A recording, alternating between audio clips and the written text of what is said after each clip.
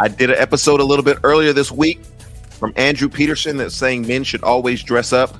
I kind of morphed into that a little bit and said that men should always dress for the occasion that they're trying to accomplish. And today I am dressed in a hat that says Jesus on it, my Kairos shirt about Jesus. And this is clearly a hip hop song called All in My Head. You can go through my discography and you can find this song. The reason why I intro with this song is because we're going to be getting into hip hop music, hip hop culture, church, all things related to ministry. My friend Jason is coming on here in just a few moments. And we're going to be talking about a very comical, controversial song called Rappin' for Jesus that came out in 2013. I don't know how I missed this, but maybe Jason knew about it. 2013, Rappin' for Jesus came out. It's been viewed over 84 million times. None of those were my views until today. Now I've probably viewed it 5 or 6 times today. In March of 2023, it was purportedly written by a Christian youth outreach program. Excuse me. In Dubuque, Iowa, by Pastor Jim. I'm saying his name. I hope he's still with us. Maybe he's gone to the upper room. Pastor Jim Coleric and his wife, Mary Sue. But this is generally thought to be a hoax and a parody. And so today, as you're watching this show, this is a hoax. This is a parody. This is a spoof on culture and commentary and the hip hop culture and a lot of different things. This is all things wrong with all things wrong in our world. And if you don't laugh today, this is not your show. All right, so this was originally uploaded by a guy by the name of Brian Spinney on February the 5th, 2013, who helped with this project.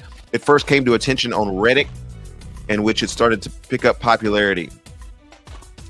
Spinney, who released this video, did this with his pastor's approval, and the Daily Dot concluded that it was a hoax. It was obviously fake. Chris English, the pastor of Grace Point in Dubuque, Iowa, said in 2013, people in the community had never heard of Jim Coleric or West Dubuque Second Church of Christ. The church reportedly, supposedly affiliated with this song. So we'll get into that a little bit. The website of West Dubuque Second Church of Christ, linked to the original video, claims that the church closed in 2004. However, in 2013, Spinney had put up a website on the same day that he released his YouTube video. So I'm just saying, it's a little bit, according to the Huffington Post, it's a little bit curious. The song features a word, N-I-G, and other letters that go with it. Pastor Chris English, in an email to the Christian Post, said that the use of the word was clearly over the line. It was offensive. This was another pastor in the area. It was a video parody, perpetrated many negative stereotypes about Christians as such, and we're going to be talking about that today. This is the Way Forward show, and I can't wait to get into this one and get Jason on the screen. This guy, we doing everything on this show. Where y'all at? Okay, let's do it.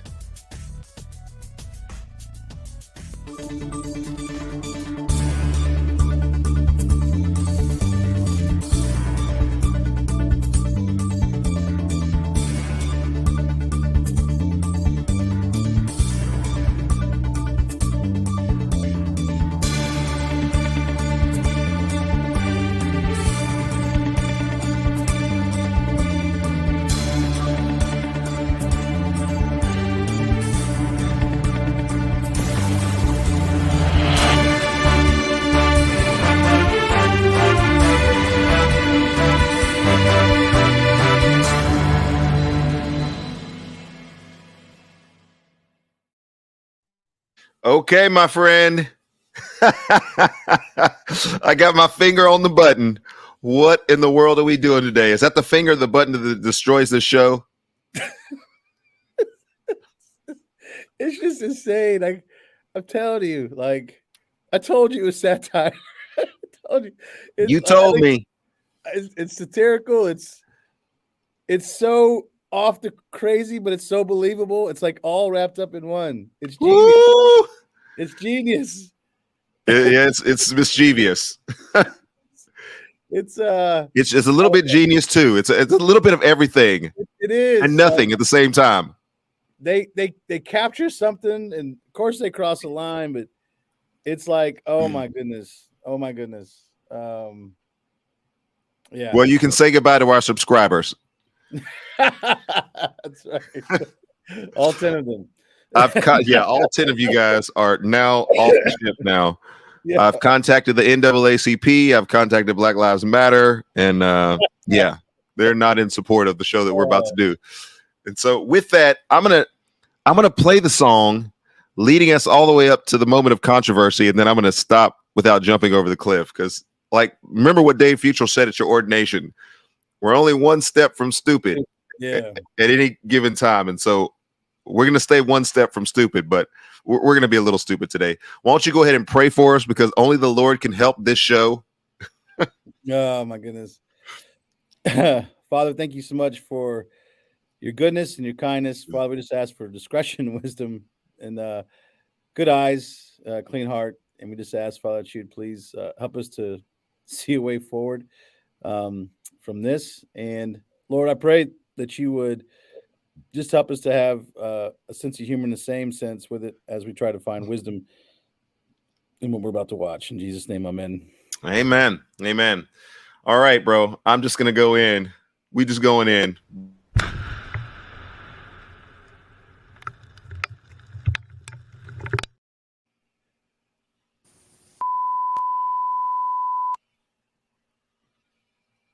Second Church of Christ. I love it.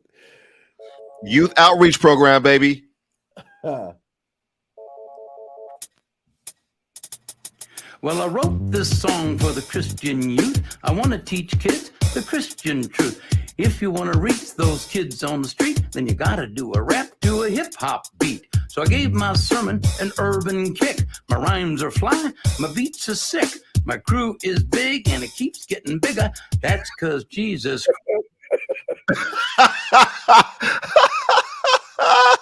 Oh, you thought I was going to do it. I'm not doing it.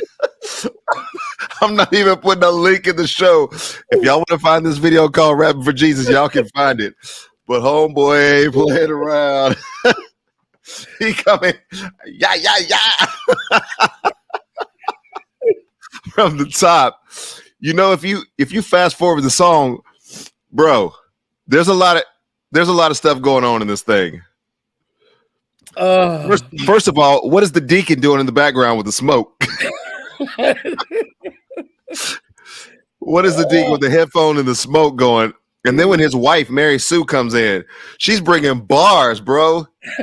Her first line was, Jesus Christ is my niso. the way they look at each other, like it's affirming. Like, yes. What is going on in this world, bro? You're going to have to help me out on a few things. I got some questions, bro. I got questions. I want to hear your questions. Look, bro. Way forward, man. We got to get off of this screen, huh? Government officials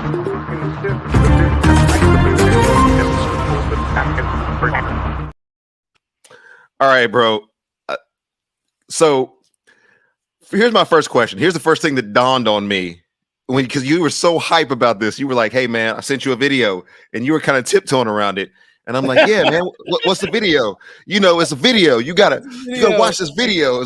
Hey, it might suggest something like. You were tiptoeing around it. But here's my question to you this morning, off the jump: how does this hit your algorithm and it doesn't hit my algorithm? Is there like an underground algorithm that like you get a flow of information that doesn't come? Is there is the algorithm racist? Can we blame this on it? Well, here's how I came across it, right? I was doing some research for something for church, and these atheists put out this video about all the nonsense that Christians say. Okay. I think I saw something like that the other day. And so I'm watching it because I'm just going to see what their take is, and so it's a compilation of all these Christian leaders and videos of people actually saying some crazy things, right? Well, this video comes inside of that, and I'm like, "What? Wait a minute, what? Jesus is my what? What?" And so then I look for it, and it's Rapping for Jesus, and I watch it, and then I died. I laughed so hard, bro. I'm serious that my body ached because I was like, I cannot believe what I just watched. And then every once in a while, Jason, I'm just gonna be honest with you. I start thinking, you know what? I'm a follower of Christ. I've been doing some good things, been planning events, been talking to people about Jesus. I've been, giving money to the poor, reading my Bible. And I start thinking to myself, you know what? I think my sanctification is progressing. I think I'm becoming more and more like Christ. And then I watch a video like this and I'm like, man, I got a long way to go. Lord, you're going to have to keep me here another 50 or 60 years because I got a long way to go. Listen, when I was watching the video, there's another guy who did a reaction to it, a black guy, and he's hilarious. Like, he's absolutely hilarious. I think he takes a really neat approach to it too. Like he does some things, but I'm with him. He said something when he watched it. Like, how did I not see this coming? Right? How did I not see the lyrics were lining right up? As soon as he says my crew's getting bigger, I mean, where are you going after that? Right? Where are you going after that? And what rhymes with bigger? I'm sitting like, but I'm with him though. I was so caught off guard because I was wrapped up in the presentation. I'm sitting there watching this old man in a old suit with glasses, really thinking like wants to reach the youth of his time, and he wants to reach these kids, and he's wanting to put a spin on it. So I'm all caught up in the rapping of it all, not just the flow, but like the whole presentation. I don't even see the blind side that's come, like, what? And then yeah, that's what it is. The old guy in the back with the smoke, and all of a sudden you're like, I'm watching all this stuff, and all of a sudden they hit you. I'm like, that is, oh my gosh, bro. How do decisions like this get made? Like, because if I go into, I just don't know. I don't even know how to describe this decision-making process here. Who sits around and, like, obviously the pastor, if he's even a pastor, I don't even know if he's a pastor. The pastor and his wife and his homeboy that's in the background on the ones and twos, they all had to collude at some point. And somebody who's filming this, and they even got props in this thing. Like, he's all over the place. He's outside. He's got his shades on. Pink like, shirt. they went in. Like, they made a lot of decisions. This wasn't just like a one take. Listen, this was genius in so many levels, because they capture a certain essence of white America that is spot on.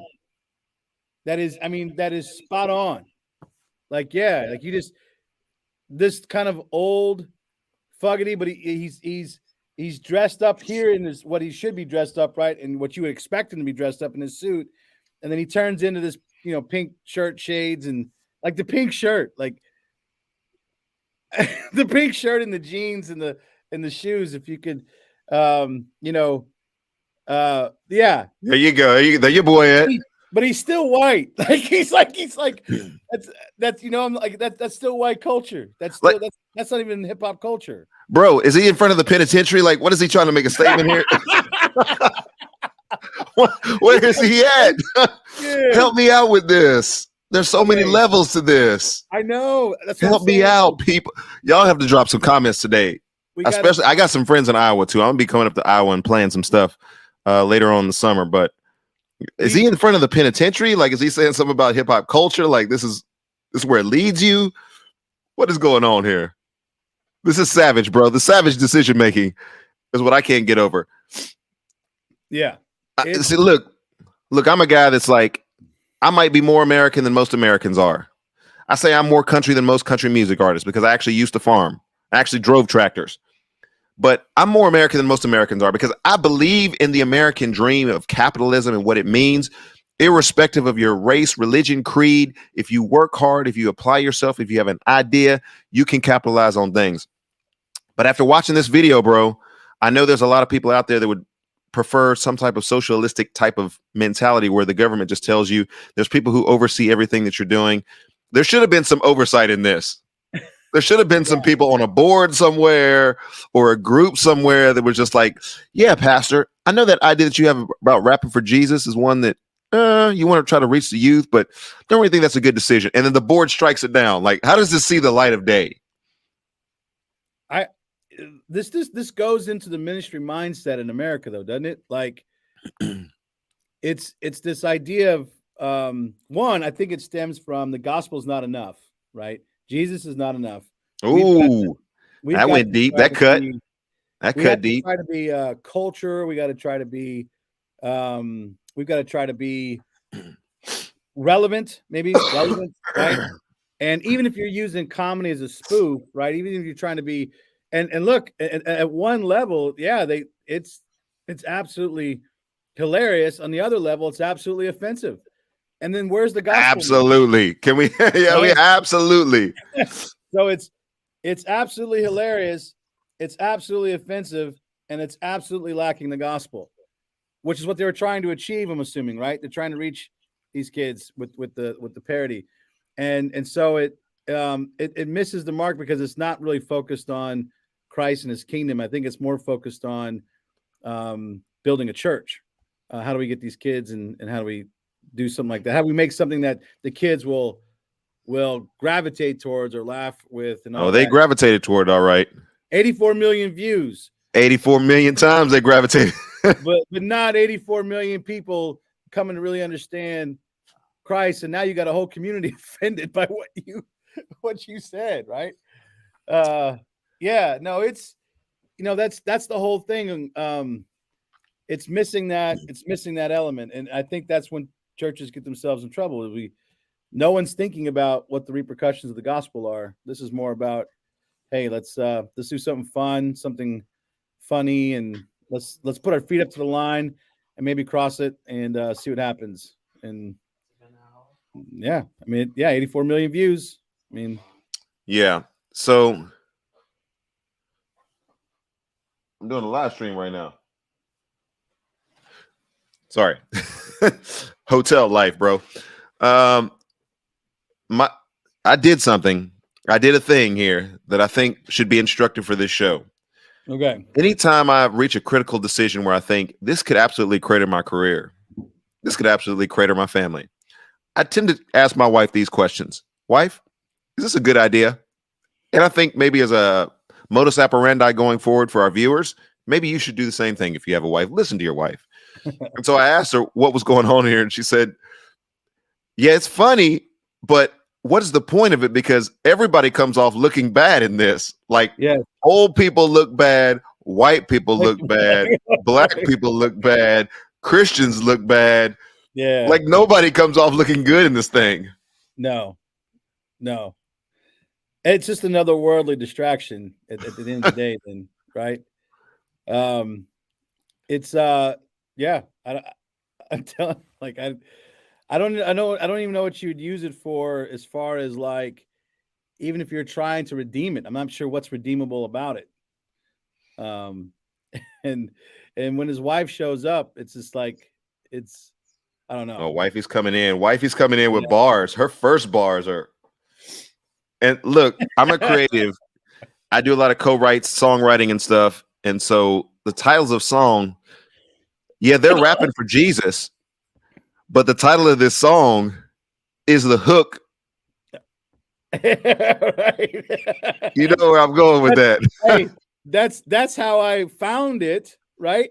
And that's how I sent it to you. Like, hey, you got this song. It wasn't Rapping for Jesus as the title. You couldn't put the other one on there unless you wanted to be just really vulgar. But and this guy's bro. Like, what's that about? Like, there's so much. There is so much. And what's crazy about this is, like, okay, with the American mindset, modern mindset, you got about 3 to 5 seconds to catch somebody's attention. And every 3 to 5 seconds, there's some stimuli. It's almost creative genius. I will have to admit, like, growing up, like the Dukes of Hazzard, now that I know what the Confederate flag is, like, I'm not all about that sort of thing, but, like, the General Lee was a cool looking car. Yeah. Dodge Challenger, orange. Who has an orange car? Right. Who has a flag on the top of their car? Who has doors that don't even open in their car? Like, there was a lot about that to commend itself, and it captured my attention. This video captured my attention because every 3 to 5 seconds there is some internal stimuli that goes completely counterculture to what it is that I would think would be happening in this. Yeah. Like I'm watching the graininess of the video and I'm thinking, man, 80s, 90s, right? What are we doing here? This is like the first, remember the big VHS that you used to have to carry, like the big one. Used to have like a suitcase to like carry that VHS, and it didn't hold very much, and you had the tape, you had to unwind it and everything. Like, I'm thinking they shot that on this and like trying to find some kind of way to edit that thing. And so I'm like, what are we coming into here at this point? And like the beat is just all sorts of off. Yeah. Like a little beat machine on there. And I'm like, man, this is just all sorts of off. Like, what's about to happen here? And then he starts rapping, and I'm like, okay. Oh no. First of all, when somebody starts rapping, does this stuff even make sense? Well, it's making sense what he's saying, and he's actually using the right terms for things. Yeah. Like when she does the turn the other cheek. That play on words was like, I see what you did there. I see what you did there. Yeah. And they know B.I.G. How you know Notorious B.I.G.? What's going on here? What's up? What is going on here? Yeah. She is bringing bars through this thing, man. Oh, he's got and turning the other cheek. Yeah, there it is. Yeah, she turning the other cheek, bro. What are the looks that these people have on their faces? That's what I can't get over in this. I know. Hey, if you're our audience today, I got friends who are in Iowa. Are these your relatives? Oh. I know these people. Who actually knows these people? I know because, bro, we got to get them on our show. If they're still with us these days, we got to get them to come on the show. I mean, bro, you could have monetized this. I'm gonna have to get off this one. Yeah. All right. Yeah. That's right. I don't swear. I don't cuss. Yep, she's giving all the moral commands. Man, she went green screen on us. She did. I mean, they got the characters down, like Midwestern, 60-something, conservative, Bible. I mean, they got the characterization down. You are sucked into believing that I'm a believer. They are from Iowa. I'm a believer. Yes. They fit the profile to a T, which makes the contrast when they start rapping so what? Like what? Right? And that's the genius of the humor, right? Is you have this picture, like I was telling you have this wrapping paper of fundamental conservatism, Bible, Iowa, Midwestern values, blah, blah, blah, whatever that is. And they're the poster child for it.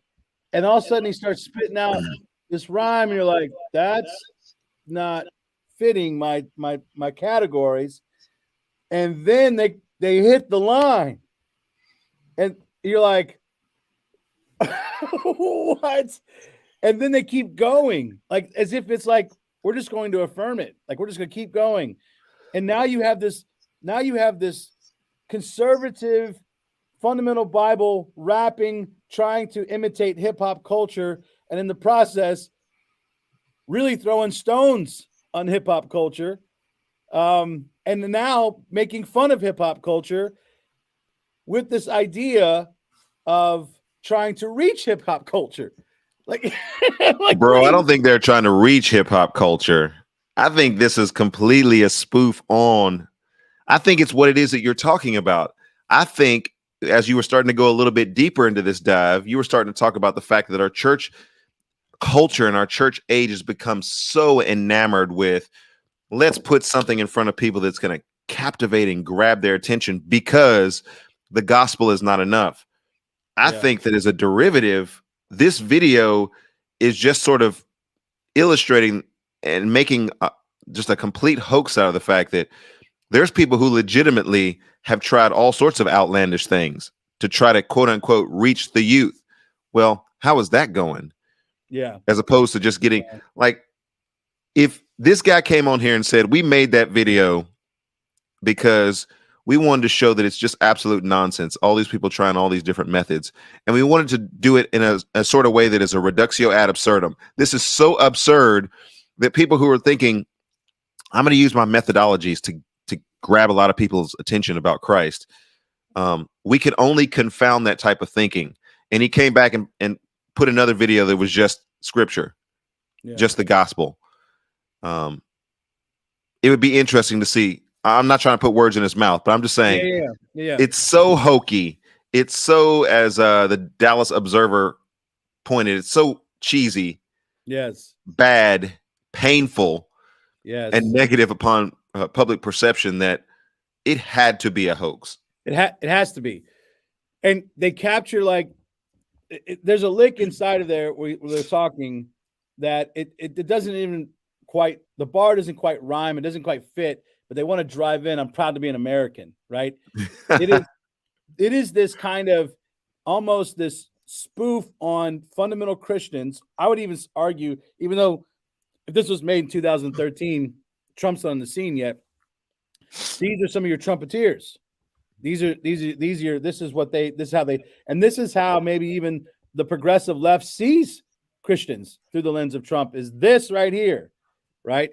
And the spoof is spot on. Like it is hitting the head on the nail, or the head on the nail. It is so on. It almost grips you, like, oh man, like I got to look away, but I can't help it because these are my people. Like these are people, like, you know what I'm saying? Bro, you just said something big. These are the seeds of the Trumpeteers. Yeah. Like, I remember having discussions back when I was in student ministry, some places, various places. Do we have the American flag posted prominently? Do we have the American flag only? Do we have the American flag and the Christian flag? Do we have only the Christian flag portrayed prominently? And I think we tried all those different scenarios, and you get a little bit of kickback from people. Why are we taking the American flag out of the sanctuary? Don't you know that to be godly means that you respect the country, young man? Do you understand that? And I'm like, I thought to be godly meant that we represent Christ in all of culture, irrespective of our particular country. But I'm not trying to get into all that, but I'm just trying to say the seeds, kind of worms in of itself. Yeah. The seeds themselves are deep in our country.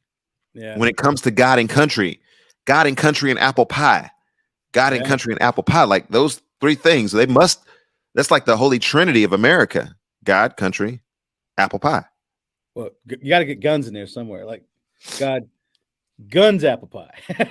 Like you gotta... For the Second Amendmenters out there, right? The twos out there. Yeah, I'm just really curious as to what is it about the hip hop culture that rubs these people the wrong way? You know what I'm saying? Like, if this spoof is what it is, the big hoax, it's so cheesy, it's so bad, they could have gone so many different routes to try to convey a message, but they chose the hip hop lens. Is that simply because hip hop's dominance in the culture, or is it because they have a real beef with the hip hop culture in general? Because, like you said, first of all, the bars are, the whole thing is hip hop. It's not hip hop. It's their perception of hip hop, standing in front of what we think is the penitentiary. I just now noticed that this time going through it, I was like, is he in front of the penitentiary? Right. The streets, like, we're trying to reach these urban kids. Well, all urban kids then are thugs. Their pants are down. They're doing drugs. I mean, look at all the assumptions they make in the lyrics, right? And you'd have to go back and watch it to get what we're saying. But Mary Sue, I'm not putting a link to the show. Mary Sue's licks are all about, putting the drugs in the trash can, get your pants pulled up.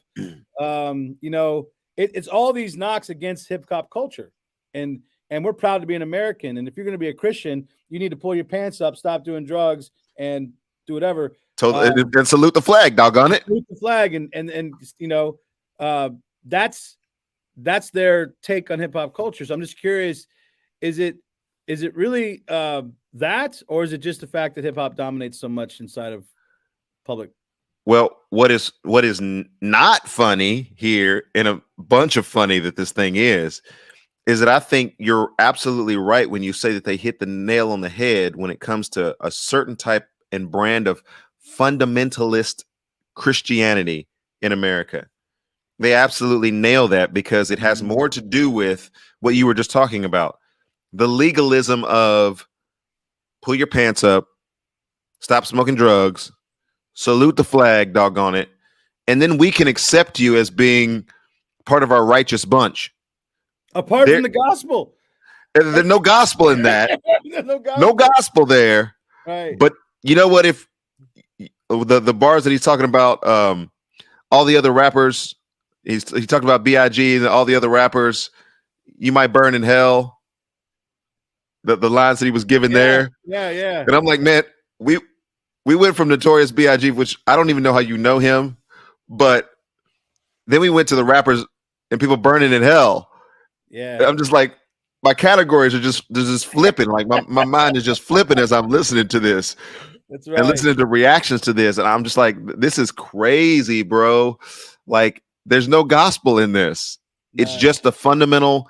And I think if the atheists are bringing this up and like including this in their video, I think what the atheists and the agnostics and those who are reacting against Christianity are essentially saying is that, man, you guys keep coming at us with your moralistic, therapeutic religion, and we don't want that garbage. Yeah. There's no good news in that. Oh, what?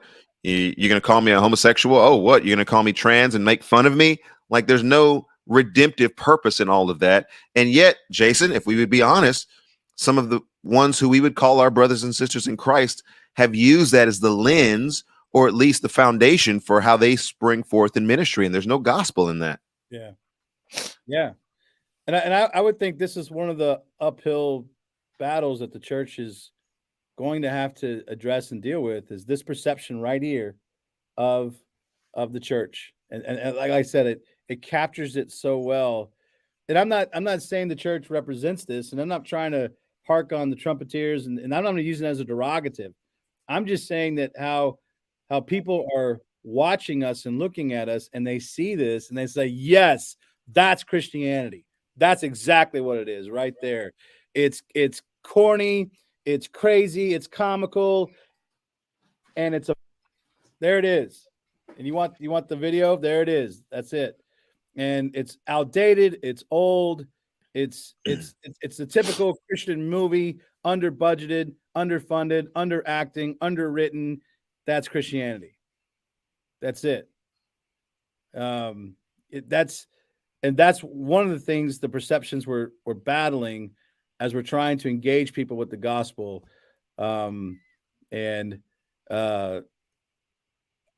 not impossible to overcome, because the gospel reaches far deeper than this video.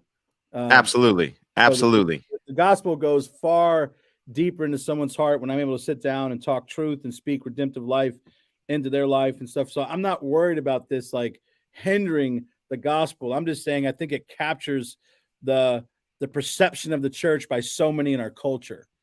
Like, this is Christianity. This is real life for them. Like, this is what they see in us.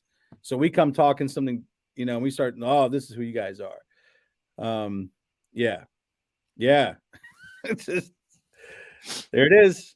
Pastor Jason and and now Pastor Stacy if you're in Saddleback, but that's a whole other conversation. Oh man, see, you try to put some extra stuff in this show. we already had enough to deal with, and you trying to slide some extra stuff in there. He's like, yeah, I put a secret message in that show. Yeah. So, man. Excuse me. Let's help ourselves out here. We're going to talk about the church moving forward through all this. If all of this silliness and all of this nonsense and all the spoof of this has raised the level of awareness in your mind to, like, this video is out here 84 million times. Yeah. Yep. All of my videos combined don't even get a fraction of that. And so if people are coming up with their perception of Christianity based more on these things then the things that we're trying to present to people, truth, life, hope, godliness, prayer. Look at this.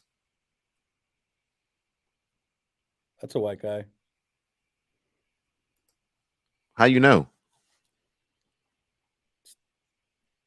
I can just tell. It's my whiteness. I could tell too.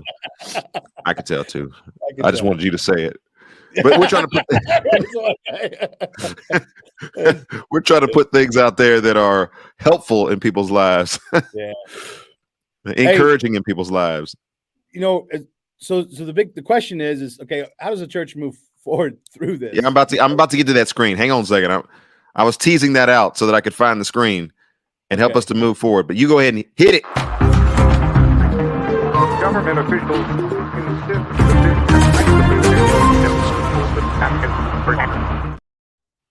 insist what makes satire or spoof so funny is that it does have a grain of truth in it. That's the only way it's funny is you got to be able to look at it and say, yeah, that's hilarious. It's over the top, but that's actually kind of true, right? Well, if that's kind of true, then the way forward for the church is we've got to deal with that aspect of the church. We've got to deal with the reality is that we do have these kind of fundamental moralistic, like you called that, therapeutic type churches that that the atheists and the agnostics are calling out, that don't see the gospel as enough, that Jesus is enough. We need the smoke, the guy in the back, the smoke. We need to be relevant in the culture. We need to contextualize everything. We need to be, as you're watching these pastors come up. I mean, I was watching a thing on Bethel Music and the whole fallout from that whole thing. And one of the guys, the main guy who got busted, is talking about, like he's wearing all these really expensive, like Bethel would be Bill Johnson. Yeah, no, the worship leader who got busted, he's wearing like $300 worth of clothes, right? And he's trying to make the argument that we look like normal people. I'm like, this is $20. Like, I don't wear $300 worth of clothes. What are you talking about? Maybe listening to Jordan Peterson. Dress up. The point he was making is that we have to look like the culture. If the culture is going to be able to warm up and accept us and be with us, that's absolute nonsense. That Bethel Music and that whole thing is no different than the fundamentals, and it's the same ministry strategy. Mm-hmm. We need to look like the culture, act culture, and be relevant to the culture. If the gospel is going to make sense, that's not the gospel. The gospel is the one that comes in and transforms the culture. It's got its own power in itself. That Christ himself, when he invades the life of somebody, he changes them from the inside out. And we don't need to look like the culture. If anything, we need to look like Christ. And we need to think like Christ and be like Christ. And I'm all for making sure that we're communicating the gospel clearly to people. So like the way I communicate the gospel to a child is going to be very different than the way I communicate the gospel to an adult, but the gospel still remains the gospel. Also known as contextualization. Yeah, a certain degree of contextualization, right? But I think the churches that are engulfed in this idea that Jesus is not enough, even though I don't think they'd articulate it that way, but they're saying it with their ministry ideas, that we're going to hold on to our fundamental Americanism, and if you will look like us and act like us, you'll be welcome into our tribe. We're okay with that. That is counterintuitive and counterproductive to the gospel. You need to remove that and get back to, okay, Jesus is all sufficient. He is enough for us. His message is enough. And it's the power of God that changes people. And we'll rely on that and let that speak itself out in truth. And hey, if we can be creative, all the power to us. I love being creative. Like I pray that God would help me be creative, but never at the expense of truth. Never at the expense of truth. That was awesome. That was awesome. And so, Pastor, that is a good, helpful thought for the church to think through what our responsibilities are in authentically portraying truth while not sacrificing the gospel in our attempt to reach our culture. I wrote these words down because I approach this also from the standpoint of a creator, an artist, content creator, influencer, and entrepreneur. And there's a couple of thoughts that come to my mind. Is the question that sort of governs whenever I want to make this application to how the church moves forward, how personally I move forward, is how does God get the glory from fill in the blank? How does God get the glory from this? I think in the artistic world, especially as a Christian artist, we're bound to a certain code of ethics. We can't just create something and create content that doesn't lead to truth. And the reason why I would say this is out of bounds is because it doesn't lead to truth. If it led to views and it led to people examining their lives because there was a laden gospel message that was in there, or some type of link to a gospel message, or some type of substantive ministry that was done, put the funny at the beginning and then work people toward the actual truth that's there, then I'm cool with it. Like I love the entrepreneurial spirit that says we have the freedom to be able to put out a video like this. Many people are going to be drawn to it, but then where does it go after that? Like it's like years later now, and we're finally talking about this video, and we're talking about it not necessarily in a great light. Although it's funny, it's not a great light because it didn't lead many people to Christ and, be used as a tool of God. And so how does God get the glory? We are bound to a certain code of ethics as artists, and creativity, in my view, Jason, must show both a creativity that sparks interest, but it must also inspire truth in the generations that it seeks to change. And so that is a good reminder for me, and I think a good reminder for artists, and I think a good reminder for artists who are in the church, who are part of the church, to use the canvas of our lives and to use the canvas of truth and scripture to guide us in what it is that are those creative decisions that we most certainly will need to make. Absolutely. The church has always been fond of aesthetics. It's one of the things as we should. When you go back in the history and you see art and you see music and you see all of it, I don't think we need to get rid of creativity. I just think we need to pray more about our creativity. God is amazingly creative. I mean, if you just look at creation, and you look at how He's equipped man to be creative, I love it. I love creativity. I want to be creative. But like you said, it should inspire truth. It should be saturated. It should be leading. It should be guiding. It should be pointing your eyes up, like the heavens declare the glory of God. But what are the heavens declaring? Well, it's the beauty. It's the awesomeness of creation. Not only its complexity, but it's just amazing ability to capture all of your senses in one take, which is what I think art and creativity does. And it up and say, wow, there is a God. And I think art and creativity has that ability. But this here, as it captured our hearts to laugh and see the humor in it, it completely missed the opportunity to bring us to the place where we could see God's glory in it. And I think you're absolutely spot on. And that's where we miss it. And I laughed hard, but it is not something that I would say, man, this was just so awesome because it did so much for the church. Or this is so awesome because it did so much for our community. I'm really interested to see how 84 million views, that has to be all kinds of different people watching it. Oh, yeah. All kinds of different people. And just to hear that take and what it's done. So if I could do a video that got 84 million views and we could monetize that, then we could start talking about all the different possibilities of like outreach programs and different things that we connect to the youth and resources and all these different things. And I just don't know that there was that type of intentionality behind it. Like, I appreciate comedy and humor. And I was listening to Michael Jr. at one point, and he was talking about, the way that you tell a joke is that you get people leaning one way and then you completely flip it on them the opposite direction. And this, I mean, it kind of had that comedic, it had all of it, cadence to it, even to it. Yeah. And I was leaning the other way, but it just never got to the point where, like, good comedians will tell a joke, so that they've got you at a place where you can actually, like, the walls come down. They've disarmed you so that you can then deliver an important message or an important truth. Yeah. And I love it when art can be used that way, because all the songs that I do are not just Jesus, Jesus, Jesus, every single song, but there's some songs that are going to set you up throughout the evening for a place that I'm trying to go. Like I'm going to be talking to a youth group tonight and talking to them about the message, why Jesus? Because I like to ask the question, why?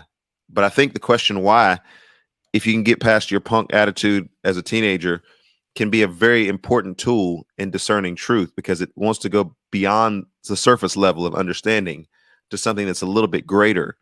And once you start getting those answers, which Christianity does, Christianity is distinct in the way that it gives its answers. And I'll talk about 3 of those things. And so I just think that, this woulda, coulda, shoulda had so much potential. Yeah. Woulda, coulda, shoulda. And so that's what we're here for, way forward. I'm going to tell you guys, subscribe to the channel. Since we lost all of our followers today, we'll need to start that over again. Yeah, I hope not. I think we redeemed it as much as we could. we didn't cross any lines. We stopped. We got our feet right up to it. But yeah, we got our feet right up to it. So I'm gonna leave that to your discretion as to whether you want to see the video or not. But you have seen us talk about the video and react to the video. And oh, is this a good one? Thanks, Jason, so much for your time. We had a pre-record today, and so we weren't trying to duck and dodge comments that may be coming in as we're having the discussion. I just want you to know we ain't afraid of that smoke. Yeah. We're afraid of the smoke in that video, but we ain't afraid of that smoke of you guys making comments. It's just duty presses us to other obligations on Saturday morning. But we did want to provide some content for you guys, and hopefully we can do it all live together at some point in the future. It's the Way Forward Show. Thank you, guys.